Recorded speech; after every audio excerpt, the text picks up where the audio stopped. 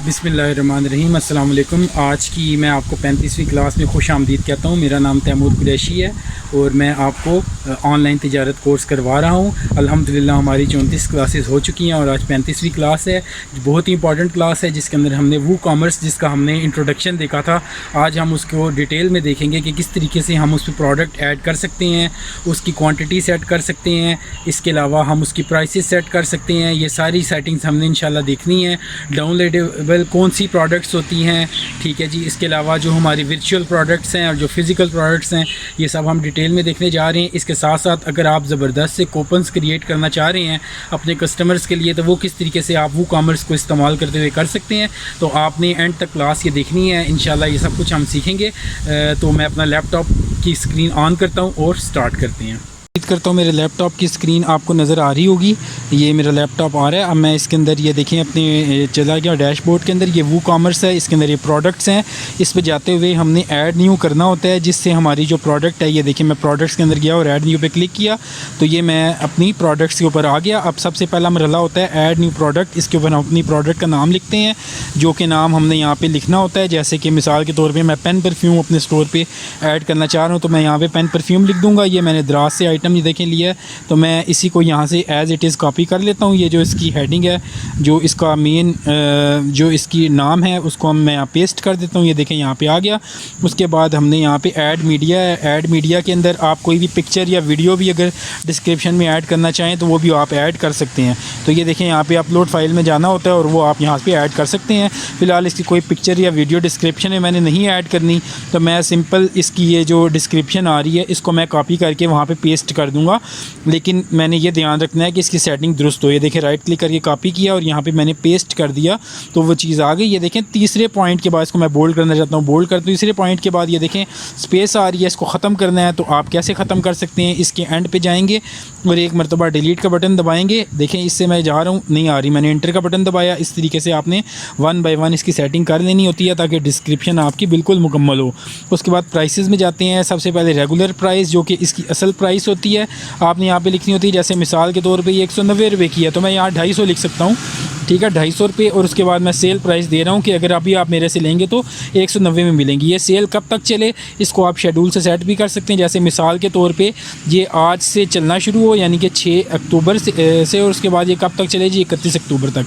अब जैसे ये टाइम पूरा होगा तो इसकी कीमत ऑटोमेटिकली 250 रुपये हो जाएगी। तो ये शेड्यूलिंग भी आप यहाँ पर कर सकते हैं। बड़ा ज़बरदस्त फीचर है, लेकिन मैं फ़िलहाल नहीं करना चाहता तो वो नहीं कर सकता। उसके बाद वर्चुअल को देखते हैं जी।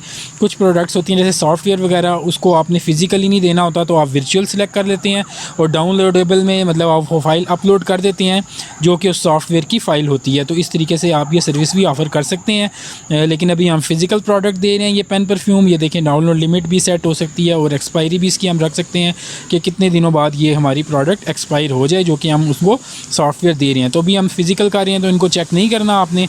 अच्छा जी, उसके बाद जी हम आगे बढ़ते हैं। उसके बाद इन्वेंट्री की जानी बढ़ते हैं जी। इन्वेंट्री क्या होती है जी, ये पहले इसको मैं कैंसिल कर देता हूँ ताकि ये सेल ख़त्म ना हो, ये हमेशा रहे।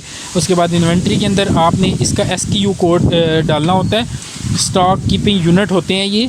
जैसे मिसाल के तौर पे मैं इसको कोई भी कोड डाल देता हूँ, जैसे दराज पे आपने देखा होगा कि अक्सर कोड आ रहा होता है। उसके बाद मैंने स्टॉक में जाके मैं इसकी क्वांटिटी सेट कर सकता हूँ कि कितनी ये प्रोडक्ट्स हों। जैसे कि मेरे पास 100 पीसीज है तो मैं यहाँ पे 100 कर दूँगा। उसके बाद ये देखें जी, वो क्या कह रहा है जी, बैक ऑर्डर्स के जी, अगर मैं इसको अलाउ कर दूँ तो 100 से ज़्यादा भी हो जाए तो कस्टमर इसको परचेज़ कर सकता है या नोटिफाई, या इसकी अलाउ नहीं ख़त्म करना तो मैं इसको अलाउ कर देता हूँ ताकि ये 100 से ऊपर भी चला जाए तो कस्टमर ले ले, मैं बाद में ख़रीद कर दूँगा। ये थ्रेश होल्ड 10 कर दें कि 10 आइटम्स हो तो हमें इसका नोटिफिकेशन आ जाए कि आपके आइटम्स कम रह गए हैं। सोल्ड इंडिविजुअली के अंदर क्या होता है जी कि अगर आप चाह रहे हैं कि एक कस्टमर एक ऑर्डर में एक ही करे तो आप इसको लिमिट 1 कर सकते हैं। इससे वो उसको अलग-अलग DC चार्जेस देने पड़ते हैं। लेकिन अगर आप इसको अनचेक करेंगे तो वो एक ही ऑर्डर में कई ये आपकी जो आइटम्स हैं इनको ऐड कर सकते हैं। उसके बाद शिपिंग की तरफ बढ़ते हैं जी।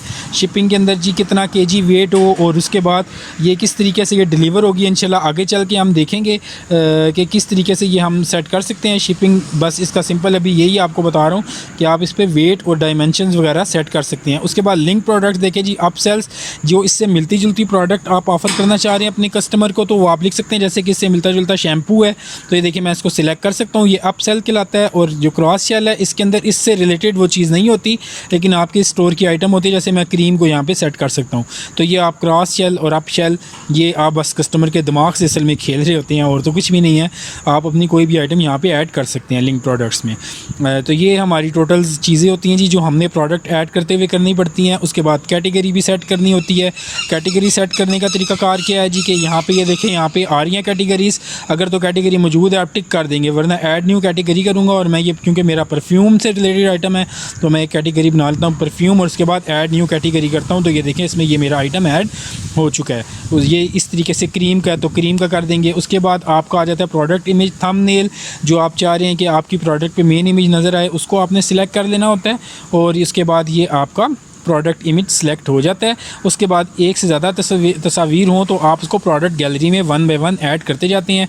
अपलोड फाइल सेलेक्ट फाइल्स के बजा के क्लिक करें और उसके बाद जितने इमेजेस हैं उनको सेलेक्ट करके आप अपलोड कर लें तो ये आपके स्टोर पे ऐड हो जाएंगे। ये देखें जी, ये इस तरीके से आपने अपनी प्रोडक्ट का काम मुकम्मल कर लेना होता है। शॉर्ट डिस्क्रिप्शन भी आप लिखना चाहें तो लिख सकते हैं। ये लास्ट स्टेप्स हैं हमारे शॉर्ट डिस्क्रिप्शन के अंदर। बस आपने कुछ लफ्ज़ लिखने होते हैं ताकि वो आपकी जो प्रोडक्ट के साथ सिर्फ वही आपको नज़र आ रही हों। तो कोशिश करें हर प्रोडक्ट के एक जितने वर्ड्स हों ताकि आपकी जो वो स्टोर पे देखने में बेहतर नज़र आए। कल की क्लास में भी हमने डिस्कस किया था।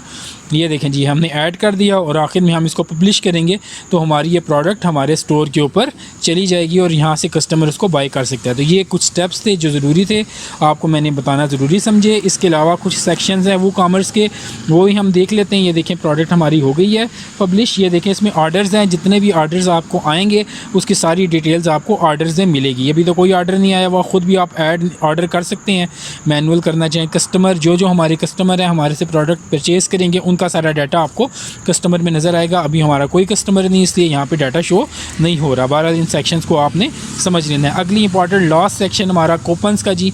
आप अच्छे अच्छे कूपन ऑफ़र करके बहुत सारे कस्टमर ले सकते हैं। कूपन कैसे बनता है, कूपन्स में जाना है और ऐड कूपन्स पे जाके आपने क्लिक कर देना है। तो ये देखें जी, ये कूपन खुल गया। आप यहाँ पे आप कोई भी कूपन दे सकते हैं, जैसे 50 ऑफ कि ₹50 में ऑफ दे रहा हूँ, बड़ा दयालु हूँ। तो यहाँ पे थोड़ी डिस्क्रिप्शन भी डाल दें, ₹50 ऑफ ऑन एवरी ऑर्डर, ठीक है जी।